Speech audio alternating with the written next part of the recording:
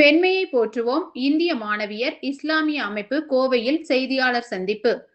இந்திய மாணவியர் இஸ்லாமிய அமைப்பின் சார்பில் பெண்மையை போற்றுவோம் என்ற தலைப்பிலான தேசிய அளவிலான விழிப்புணர்வு பிரச்சாரம் ஆகஸ்ட் மாதம் முழுவதும் நடைபெற்று வருகிறது.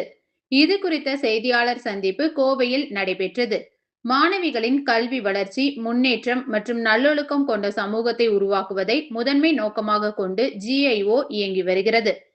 தீவிர ஆணாதிக்க கட்டுப்பாடு அல்லது பெண்மையின் இயல்பை இழந்து இயங்குதல் ஆகிய இருவேறு தீவிர நிலைகளுக்கு மாற்றாக பெண்கள் தங்கள் இயல்பான பெண்மையை போற்றி சுயமரியாதையுடன் சமநிலையுடனும் வாழ ஊக்கப்படுத்துவதே இதன் முக்கிய நோக்கமாகும்.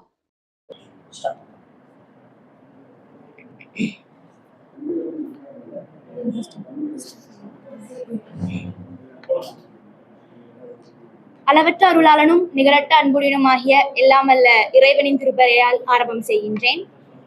GIO girls Islamic organisation Tamil Nadu, Pondicherry மற்றும் கோயம்புத்தூரின் சார்பாக உங்கள் அனைவரையும் வரவேற்கின்றேன். GIO கேர்ள்ஸ் இஸ்லாமிக் ஆர்கனைசேஷன் இது ஒரு அகில இந்திய அமைப்பு. மாணவிகளுக்கான முன்னேற்றத்திற்காகவும் கல்வி வளர்ச்சிக்காகவும் தொடர்ந்து பாடுபட்டு வருகிறது. அந்த வகையில் ஒரு நல்ல ஒழுக்கமுள்ள மாணவிகளை உருவாக்குவதுதான் GIOனுடைய நோக்கமாக அமைந்து கொண்டிருக்கிறது.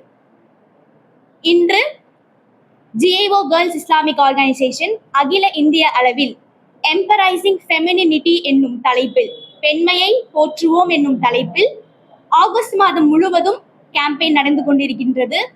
இந்த கேம்பெயின்